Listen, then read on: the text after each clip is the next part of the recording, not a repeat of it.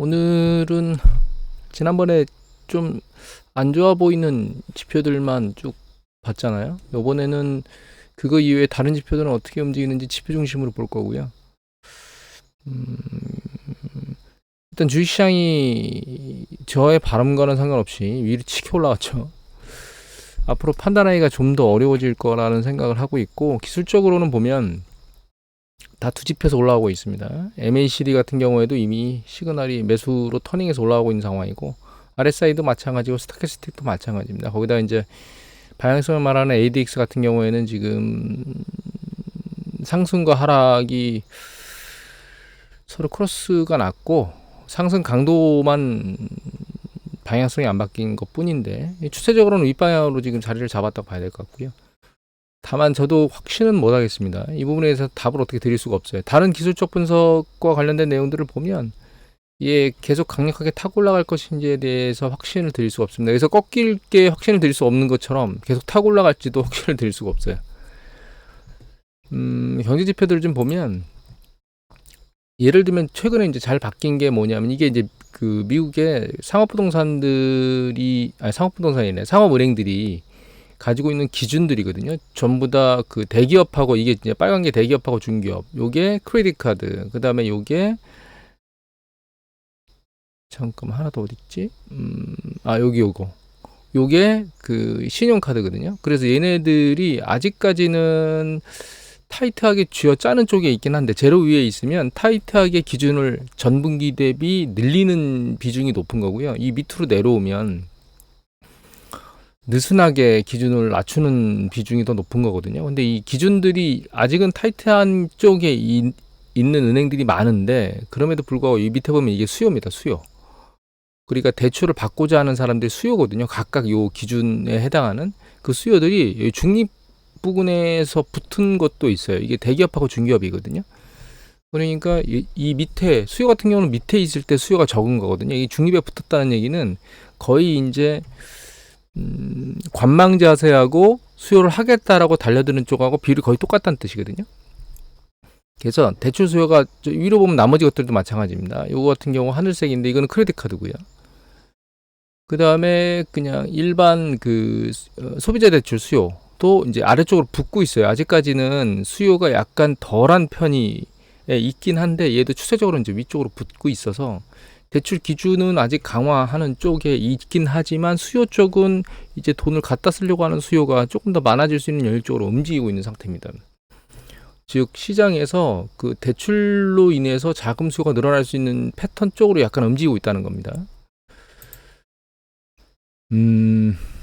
이거는 뭐냐면 대출을 기꺼이 해주겠다라고 하는 건데, 이거는 두 가지 영역만 있기 때문에 이 두 가지 영역만 보여드리는 건데, 하나가 그 소비자, 두 개 다 소비자 신용과 관련된, 그러니까 소비자 할부 대출, 그러니까 특정한 목적을 가지고 대출 받는 겁니다. 이게 뭐 학자금일 수도 있고 뭐 오토론일 수도 있고, 아니면 그냥 일반 신용 대출 중에서 기간을 가지고 월 할부 원리금 상환을 어떻게 하겠다라고 하는 그런 대출인데, 보시면 얘네들이 그러니까 수요가 아니고 이렇게 해서 대출을 해주겠다고 하는 은행들이 기꺼이 대출해 주겠다고 하는 어떤 심리거든요. 이 밑에 와 있다는 얘기는 대출의 의지가 없다는 뜻이에요. 근데 이게 위에서 이 검은 라인을 뚫고 올라가면 이게 대출의 의지가 좀 더 강해지는 거거든요. 그러니까 대출 해주겠다는 기관들이 더 많아지는 거죠. 그 은행들이 그런 쪽으로 붙어 있는 상태예요. 그러니까 아까 대출 기준을 살짝 쥐어 짜는 것들이 조금씩 줄고 있는 것도 있지만, 대출을 해주겠다고 하는 의지가 긍정적으로 지금 터닝하는 패턴으로 움직이고 있거든요. 다만 그럼에도 불구하고 이게 보면 연체율입니다. 이거는 이제 빨간 거는 크레딧 카드와 관련된 연체율이고, 요게 소비자 대출과 관련된 연체율이거든요. 크레딧 카드를 제외한 일반 소비자 대출, 신용 대출입니다. 담보는 아니고. 그게 이제 여기 보시면 연체율이 계속 올라가고 있기 때문에, 물론 올라가는 연체율이 지금 늘어나는 강도는 조금씩 줄어들고 있긴 합니다. 그래서 이걸 보면은 대출에 대해서 조금 더 느슨해지거나, 그래서 대출이 좀 일어날 수 있는 영역이 커질 수 있다라고 하는 것들이거든요. 이 부분을 보는 이유는 대출을 통해서 소비를 할 수 있잖아요. 그런 영역 때문에 이제 보는 건데, 이거는 은행의 전체 대출 규모고, 이거는 은행의 전체, 이게 은행의 연체율이거든요. 연두색이. 이게 연체율입니다. 요 연체율 전체 대출에 대한 연체율이고 요거는 상각이거든요. 그러니까 대출이 너무 심하면 그걸 이제 다 정리하는 그런 작업을 하는 걸 상각이라고 말하는데 전체 대출의 연체율도 늘어나는 강도, 상각도 마찬가지로 늘어나는 강도가 약간씩 줄어들고 있어요. 이게 상업은행의 전체 대출입니다. 기준은 좀 바뀌었지만 이 트렌드는 바뀌지는 않은 상태거든요. 다만 이 기준이 느슨해지거나 하려고 하는 의지가 많아지기 때문에 이게 올라가는 강도가 세질 수 있겠죠. 아직까지는 보면 이 보시면 패턴이 바뀐 게 요거는 이 점선이 실질 GDP 성장률이고요. 그 다음에 이 세 개가 전부 다 대출과 관련된 전년 동기 대비 증감률이에요. 이 증감률이 쭉 내려오다가 지금 멈춰 있는 상황이거든요. 그러니까 하락 강도는 멈추고 더 이상 전년 동기 대비해서 대출 총 잔액이 조금씩 증가율이 떨어지고 있던 게 멈춰 있는 상황이니까 추세는 유지하고 있다는 뜻입니다. 이게 무슨 얘기냐면 추세를 유지하고 있다는 게 무슨 뜻이냐면 이 앞에 있는 데이터로 보면 이 각도는 유지하고 있다는 뜻입니다. 이 각도는. 이전엔 각도가 이렇게 높았던 게 낮아지고 있었는데 지금은 이제 이 각도는 유지하고 있다는 뜻입니다. 더 이상 내려가지 않는다는 뜻은. 이게 좀 전에 봤던 그 기준들이나 대출의 의지가 강해지면 이 증가율은 위로 이렇게 꺾여서 올라갈 수 있는 가능성이 있고 이런 것들은 나중에 소비하고 연관되기 때문에 미국의 가계 소비나 이런 것들이 증가 추세로 터닝할 수도 있다. 이런 가능성은 가지고 있는 거예요. 다만 향후의 트렌드는 더 계속 봐야 되겠죠. 대출이 느슨해지거나 수요가 좋아지는 건 있는데 우리가 한 가지 생각해 봐야 될 건 이 금리 영역이거든요. 금리 영역인데 여러 가지 금리를 지금 종합해 놓은 건데 그냥 일단 소비자 대출과 관련된 것들을 보면 두 가지입니다. 이 검은색 점선하고 여기는 파란색 하늘색 점선이 보이시나요? 이 두 가지. 그 다음에 여기 노란색 점선 이게 있는데 이 세 가지가 가계 대출하고 관련된 겁니다. 이 점선들이. 이 검은색 점선이 이게 카드 대출 받으면 요 금리거든요. 이게 현재 22% 정도 될 겁니다. 그 다음에 여기 중간에 있는 하늘색 점선 요게 24개월 그냥 신용 대출인 거고요. 그 밑에 노란색 점선이 있죠. 요거는 60개월 자동차 할부 이자율이거든요. 할부 금리도 그렇고 여기 보면 24개월 신용대출도 그렇고 여기 보면 카드 대출도 마찬가지로 금리가 상당히 높은 수준에 있거든요. 그래서 개인적으로는 이 정도 금리를 받고 뭔가 액션을 해서 가게에서 자금을 갖다 쓸 거라면 사실 여유가 있는 사람들의 입장에서 그걸 갖다 쓰기보다는 그걸 갖다 쓸 수밖에 없는 상황에 있는 사람들만 쓰겠죠. 그런 관점에서 놓고 보면 한계에 몰려있는 사람들의 대출이 늘어날 수 있는 가능성은 있다. 하지만 그들이 이런 것들을 갖다 쓴다는 얘기는 그만큼 상황이 안 좋다는 것들도 말하는 거기 때문에 꼭 대출에 대한 기준들, 가계대출에 대한 기준들이 완화되는 게 반드시 가계에 좋은 시그널만 던지는 건 아니다라고 우리가 한 번쯤은 생각을 해봐야 될 것 같아요. 그래서 정리를 해드리면 대출 기준이나 은행에서 가계들한테 대출을 하겠다는 의지는 좀 더 좋은 쪽으로 움직이고 있습니다. 대출 영역에서. 그런데 금리는 아직까지는 좀 부정적인 영역에 있기 때문에 이게 추세적으로 계속 가계대출 쪽이 원활히 이루어지면서 소비를 계속 떠받칠 것이다 라고 하는 부분은 아직은 좀 물음표에 있다. 이렇게 저는 생각을 하고 있고요. 다음으로 이제 실업에 대한 부분인데 이게 여기 보시면 샴스룰이라고 있죠. 그게 이제 직전 1년 가장 낮은 실업률보다 플러스 0.5 높아지면 이게 경기 수축이 진행된 거다라고 말하는데 지금 샴스룰은 0.53으로 이미 그 단계를 넘어갔고요. 그리고 여기 보시면 이게 실업률입니다. 4.3.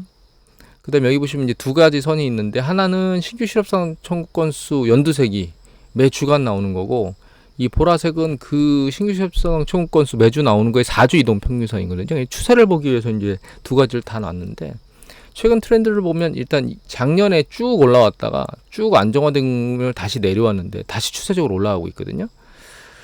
이게 방향성은 지금 모니터링을 좀 해봐야 될 것 같은데 이것만 가지고는 향후의 실업률이나 이런 것들이 어떻게 될지 모르는 상황이에요. 그리고 유동성을 전문으로 보시는 어떤 전문가분의 얘기를 들어보면 실업률 4.3으로 올라가는 건 이민자들이 급격히 들어와서 실업률을 올리도록 만드는 거다. 근데 이게 무슨 얘기냐면 우리가 그 실업률이라고 하는 거는 경제 활동 인구 안에서 그 실업된 사람의 숫자를 표현하는 거거든요. 그런데 이민자가 들어오면 그 이민자가 들어오면서 경제활동 인구 안으로 잡히는데 이민자가 들어오자마자 구직을 하기는 쉽지 않잖아요. 그러니까 이민자가 들어오면 밑에 이제 경제활동 인구 분모도 늘어나지만 분자 중에 바로 취업이 되는 게 아니기 때문에 그 실업 상태로 들어와 있는 게 같이 늘어나겠죠. 그런데 분모에서 늘어나는 거는 그 미비한데 분자에서 늘어나는 실업률 숫자가 늘어나요. 그러니까 그 폭이 훨씬 더 상대적으로 커지는 거예요. 예를 들면 극단적으로 뭐 한 100분의 실업률이 실업자가 1이면 1%잖아요. 100명의 경제활동 인구 중에. 근데 극단적으로 거기서 10명이 이민자가 들어온 거예요. 그러면 그 분모는 110이 되잖아요. 근데 분자는 1에서 10명이 확 들어오면서 11이 돼버릴 수 있습니다. 실업자가. 그러면 1%가 아니고 그거보다 좀 더 높은 숫자로 잡힐 수가 있을 거거든요. 그런 관점에서 놓고 보면 그게 실업률을 올린다고 말하는 건데 저는 그게 안일하게 보는 관점이라고 보고 있습니다. 왜냐하면 세부적으로 들여다보지 않고 그냥 개괄적으로 보는 거거든요. 그래서 그 부분을 좀 보여드릴 건데 요거는 노동시간입니다.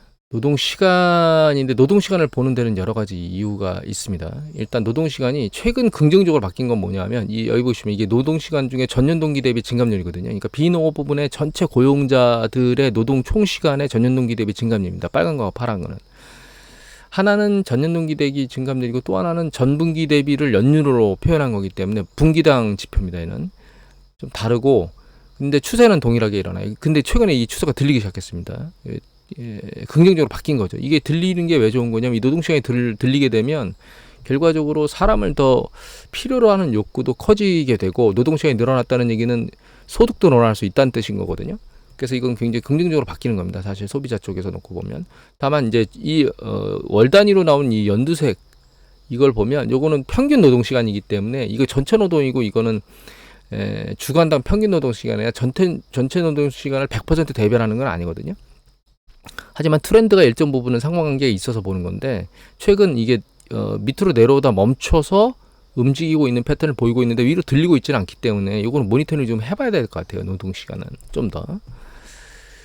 그리고 이걸 보시면 이거는 뭐냐면 가끔 보여드렸는데 여기 있는 파란색 점선 요게 정규직 노동자 숫자입니다. 고용된 숫자 전체 노동자 중에 정규직 숫자 요게 여기 있는 빨간 점선 요거는 그 파트타이머 그러니까 비정규직 고용자 숫자거든요. 근데 최근 정규직 고용자 숫자가 밑으로 살짝 내려왔는데 더 이상 추세적으로 내려가진 않고 있고 최근은 추세로 다시 이렇게 들려 올라왔습니다. 그래서 전년 동기 대비 증감 그러니까 정규직 고용자의 숫자는 그러니까 퍼센트 변화는 전년 동기 대비 마이너스 영역에서 아직은 놀고 있어요.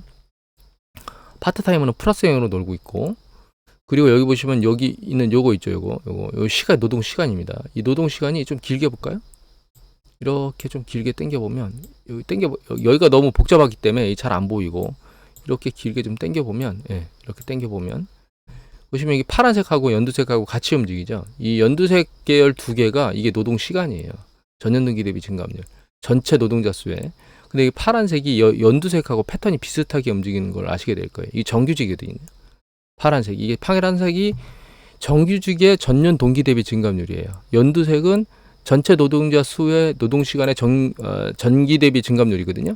얘가 패턴이 비슷하다는 걸 아시게 될 거예요. 그래서 여기 보시면 제가 좀 전에 보여드렸듯이 이 파란색 영역이 요거 있죠. 요 두 개 연두색 영역. 요가 추세적으로 들려 올라가면 정규직 숫자가 이렇게 늘어날 수 있는 패턴이 전년 동기 대비 커지는 거기 때문에 얘가 머리가 들렸다는 얘기는 일단은 모니터링 잘 해봐야 될 대상이다라고 알고 있어야 된다는 거죠. 다만 좀 전에 봤듯이 여기 있는 이제 주간으로 나오는 평균 노동 시간이 추세적으로 들리고 있지는 않기 때문에 이것도 모니터링 대상 중에 하나지만 이제 부정적인 액션을 보이던 게 긍정적으로 약간 바뀌었다는 하는 부분을 우리가 생각을 좀 해봐야 됩니다.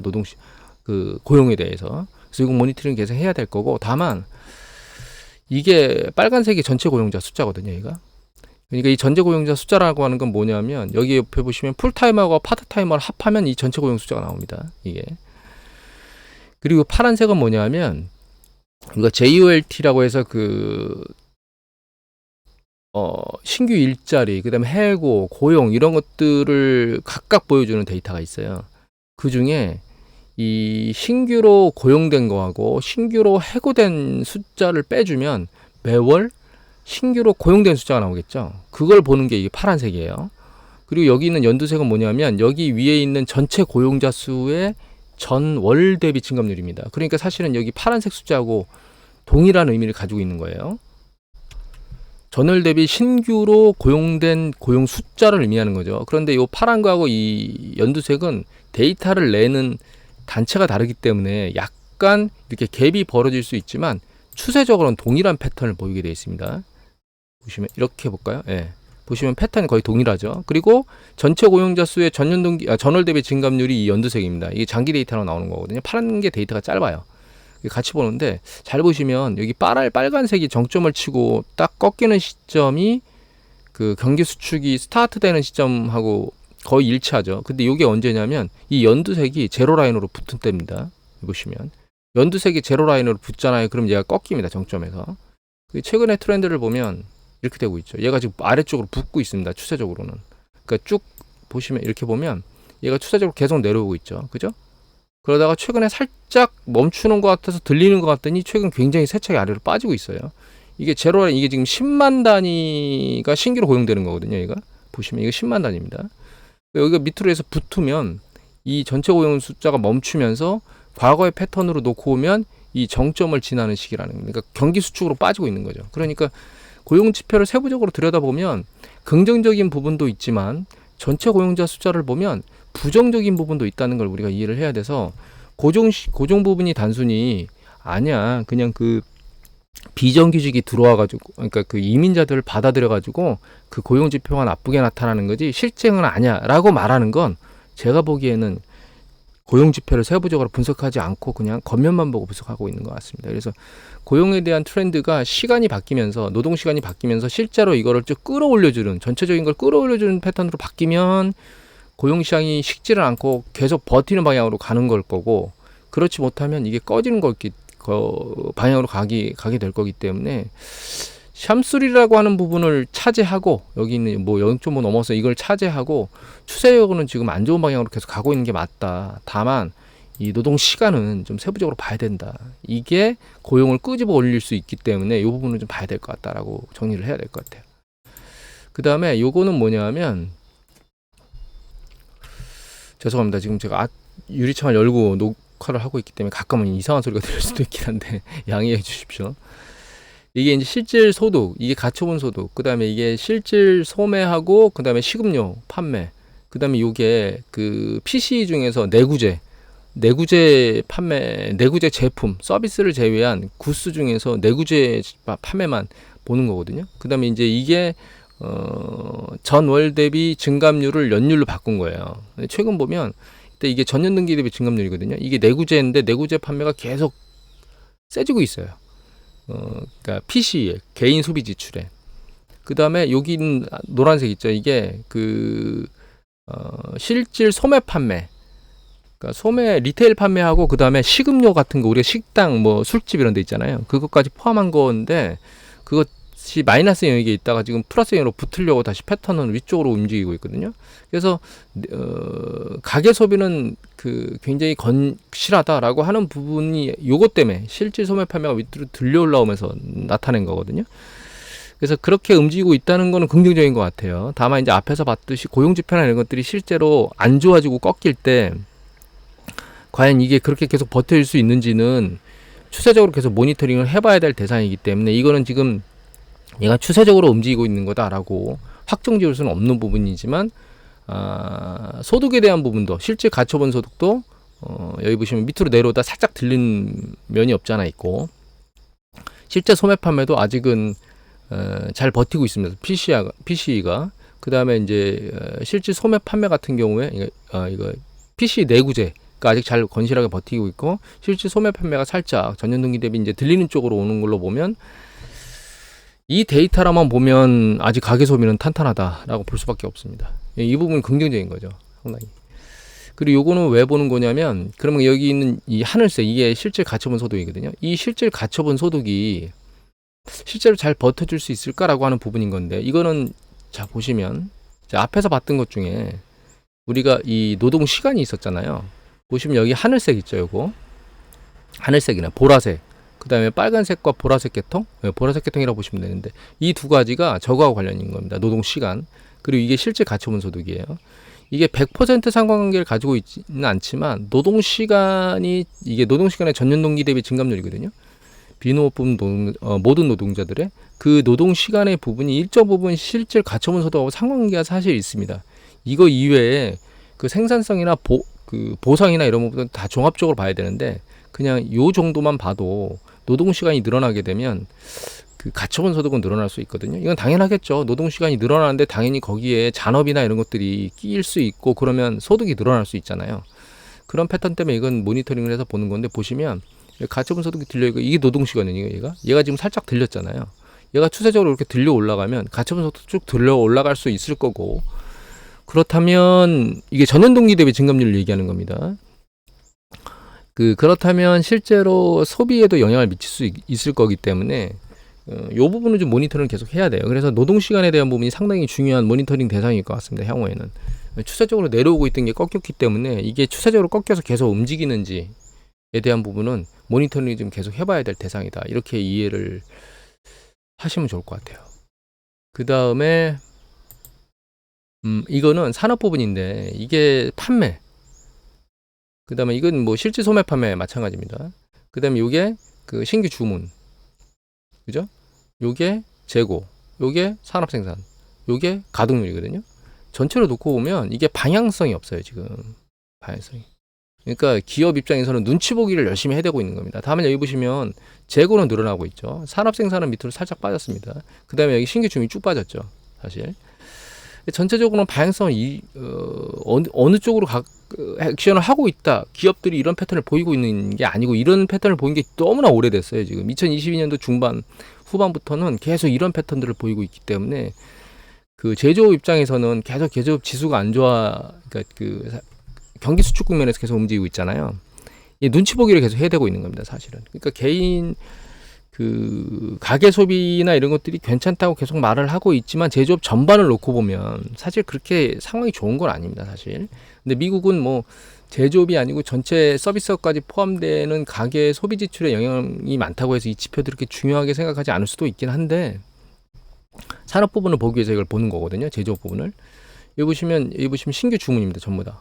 신규 주문인데 최근 여기 6월달 들어서 신규 주문과 관련된 게 다 아랫방향으로 빠지였거든요. 그 다음에 요거는 비국방 부분의 자본재거든요. 자본재를 급격히 빠졌습니다. 이 자본재라고 하는 건 사실 경기 선행지수하고 상관관계가 있는 거거든요. 쭉 빠져서 이게 주문이 그렇게 좋은 건 아니에요. 다음에 여기 보시면 무조건 나쁜 것만 있냐. 이거 보시면 파란색 있죠. 파란색은 상대적으로 덜 빠졌죠. 최근에 들러 올라다가 상당히 덜 빠졌는데, 이 덜 빠진 게 뭐냐면 소비재예요. 소비재 중에 내구재. 그래서 꼭 나쁜 것만 있는 건 아닙니다. 여기 보시면 이게 자동차 관련된, 요게 정보통신 관련된, 요게 컴퓨터라든가 혹은 전자제품, 요게 전기제품이거나 가전제품과 관련된 것들이거든요. 이거 보시면 전부 다 우리가 이제 특정 산업도 있지만 주로 개인, 그러니까 소비자들과 관련 있잖아요, 가게들하고. 그런 것들은 보시면 그렇게 나쁜 패턴으로 움직이고 있지는 않아요. 그래서 꼭 주문이나 이런 것들이 꼭 나쁜 예만 있는 건 아닙니다. 전체적으로 보면 좀 안 좋은 패턴으로 움직이고 있지만, 소비재 관련 영역으로 들어오면 또 그렇지 않은 움직임들을 보이고 있는 것들이 있어서 미국 경제는 지금 혼돈돼서 계속 움직이고 있는 게 맞아요. 제가 이 방향성을 어디로 말할지 모르겠습니다라고 말씀드리는 이유는 여기에 있습니다. 경제 지표를 보면 경제 지표가 어떤 것들은 나쁘게 나오고 어떤 것들은 좋게 나오고 있고, 그렇다고 한쪽 방향으로 계속 좋게만 말할 수도 없고, 여기에 또 유동성 부분은 빠졌습니다. 뭐 유동성, 정부에서 지금 제닛 옐런이 TG에다 돈을 잔뜩 쌓고 있고, 그 잔뜩 쌓은 걸 가지고 선거에 임박한 11월 달 전후, 뭐 10월 달이나 이때부터 대규모로 쏟아 부을 것이다라고 하는 이런 유동성 관점에서 말하는 분들도 있고, 그래서 다시 경기를 끌어올 것이다, 이런 것들에 대해서 말하는 부분들도 있는 거거든요. 이게 복합적으로 이루어지고 있기 때문에 답을 드리기는 어려워요. 다만 이제 저는 그런 생각을 하는 거거든요. 추세적으로 경기 사이클이 계속 반복했는데, 그 경기 사이클이 반복된 것이 추세적으로 계속 확장 국면을 유지하는 게 과연 가능할 것이냐라고 하는 부분에 대한 거예요. 그래서 과거에는 결과적으로는 경기 사이클이 움직일 때 어쩔 수 없이 한번 경기 사이클을 뒤엎은 건 이 금리를 내려주는 거였어요. 예. 보시면 너무 복잡하니까 복잡한 거 다 빼고 프라임 레이시 여기 보이거든요. 프라임 레이시 뭐냐면 이 파란 겁니다. 이거 파란 거. 이 파란 프라임 레이트는 기준금리하고 상관관계가 높기 때문에 결과적으로 저 프라임 레이트만 보면 경기 사이클을 해소하는 거는 기준금리가 일정 부분 내려오지 않으면 해소되지 않았던 게 과거의 패턴이에요. 그리고 또 한 가지는 고용 부분이 일정 부분 조정을 받거든요. 예, 고용 부분이. 그래서 이제 실업률이 일정 부분 올라갔다가 이거죠. 이게 고용 부분인데 실업률로 보면 뭐 이건 거죠. 예, 실업률. 그래서 실업률이 일정 부분 올라갔다가 내려오면서 실업률이 일정 부분 올라갔다가 내려오면서 다시 경기 사이클이 도는 패턴들을 보여드린 거거든요. 이거 실업률 관점에서 보는 거고, 이걸로 이 관점에서 놓고 보면 이거는 전체 고용자 숫자가 줄었다가 늘어나는 거예요. 이게. 그래서 한번 경기가 확장 국면을 간 다음에 경기가 수축이 되고 다시 재팽창이 긴 시간 일어나는 가장 주된 이유는 이제 과열됐던 차익금리가 너무 높은 게 일정 부분 내려와 줘야 되고, 그 다음에 고용이 팽창했던 게 다시 수축했다가 다시 재팽창하는 과정을 가면서 경기 사이클이 계속 수년간 올라갈 수 있는 여력을 만드는 거거든요. 그런데 다른 여건들이 약간씩 바뀐다고 해서, 예를 들면 대출의 기준이 살짝씩 바뀌어 느슨해진다거나, 혹은 뭐 개인의 소비나 이런 영역들이 좀 버텨준다거나, 이런 것들이 끊임없이 고용을 팽창하도록 만들어줄 수 있는 건지, 그리고 금리에 대한 이런 높은 부담 있죠.